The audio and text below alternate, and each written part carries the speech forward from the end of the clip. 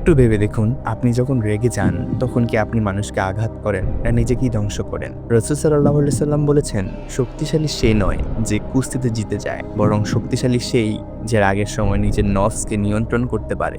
রাগ এটাই শয়তানের সবচেয়ে বড় অস্ত্র। কারণ রাগ হলে মানুষ এমন কথা বলে, এমন কাজ করে যা সে কখনো ভাবেওনি। বন্ধুত্ব ভেঙে যায়, পরিবার ভেঙে যায়, সম্পর্ক নষ্ট হয়ে যায়। শুধু একটা মুহূর্তের রাগ সারা জীবনের আফসোস তৈরি করে দেয়।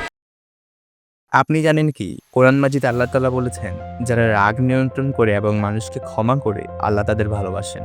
রাসূল সাল্লাল্লাহু আলাইহি সাল্লাম রাগের সময় কি করতে বলেছেন তা কি আমরা জানি? তিনি অজু করতে বলেছেন, চুপ হয়ে যেতে বলেছেন, জায়গা পরিবর্তন করতে নির্দেশ প্রদান করেছেন। কারণ রাগ আগুনের মতো, আর পানি ছাড়া সে আগুন নেভে না।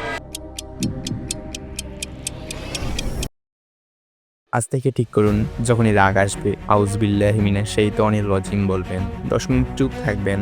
আপনি দেখবেন আপনার রাগ কমে যাবে, মন শান্ত হয়ে উঠবে। মনে রাখবেন, রাগ কখনো সমস্যা সমাধান করে না, বরং রাগ নিয়ন্ত্রণই আপনার ঈমানের সৌন্দর্য বাড়ায়। তাই আসুন, আজ থেকে আমরা প্রতিজ্ঞা করি, রাগ নয়, প্রশান্ত চিত্তই বেছে নেব।